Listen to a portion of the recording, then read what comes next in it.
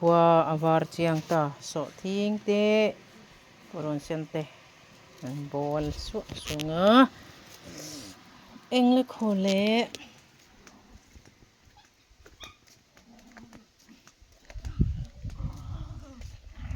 hemi khiang thing na hemi biak an hnung ami hemi thing na hi ron tla thina hi tuk tina phia ngai ania ai hnim hetia phul chunga ron tla te kha hei hianin kan phia ta kan ti hei na vel chu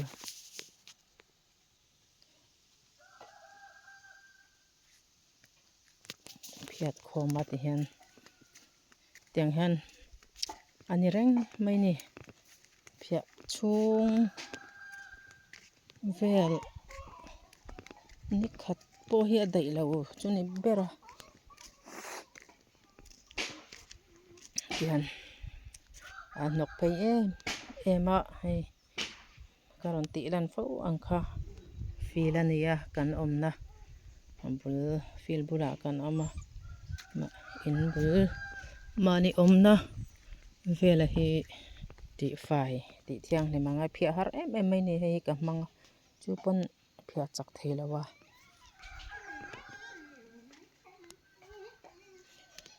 fai na te hi ka vei ya min pai tira khati han theiang angin fil te po lamoi hnai lo ma selangin theiang angin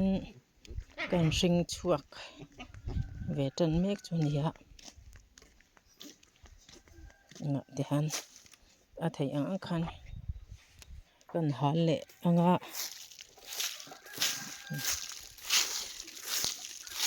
ka phia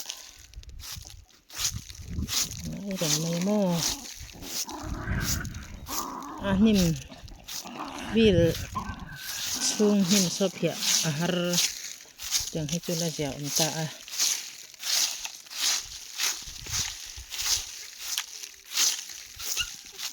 ka vei sia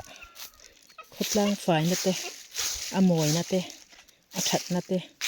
hang tur kha ka vei sia keima in engma ka ti thei sila hai ka ti thei ang chi chu ti hianin ka ti ve zela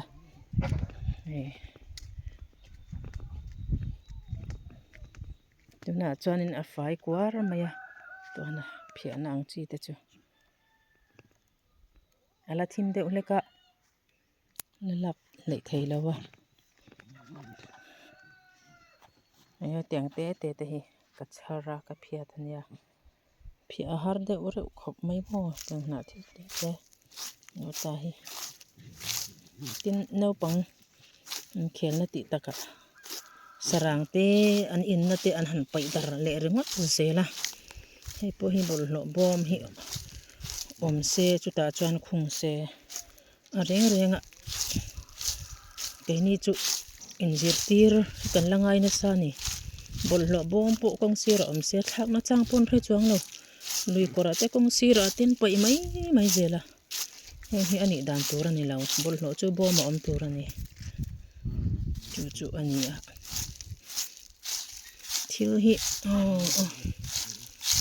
ti thei ve ina ya thil ve nen ma nin engma ti thei ve buk si lawa ti thei ang ha chu an ti ve zela ti hianin teng chu har salawa no pang point an ti thei ve ka siam that ngai te teng zong kha atamani ti tur hi atamani khachung aringot po yan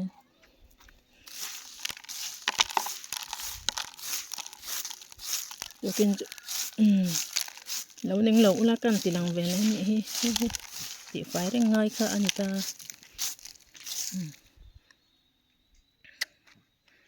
la thim deuh hlek zela ni hi te cha sakan in luak khani ve a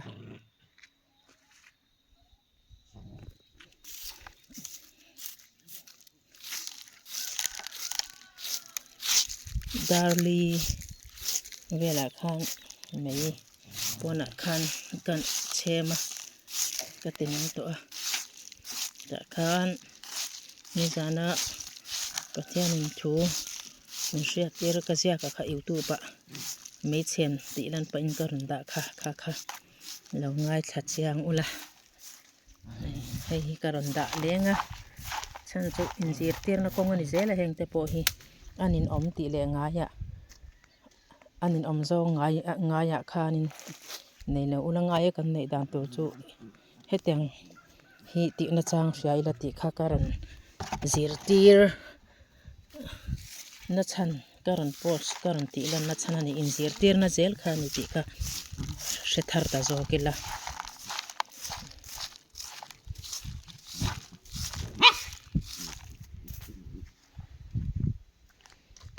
mani khanin khotlang thalai waim e lampang nge ka hrelowa tu te lampang nge school nau pang nge ka chiang che lawa bol hla te an chara kong sir vel te ka teng kha an fanga ma se na thel tla nei noi hi an phiat don e mokatia ve thawa ma se an ti ta si lawa sarang nei lo vel kha an char ni berin ka hria na teng kha chu bol hlo khanin ngai chi alo nge ka le thiam lawa an ti fai tura ka nga ya an ron thane man ti fai se chon fai tek tur khan ya te ka lo ti mai ya ma sengin an mani ti fai dan kha chu a san pa de po ni mai thai boka ti fai tur la tam sia ala thim de box se kan da photanga injir tir na ta na karon ti lan mai ani ti kha nei hi ka dan pa nga ya ka ti fai thin ani ti kha mi lo sha sakula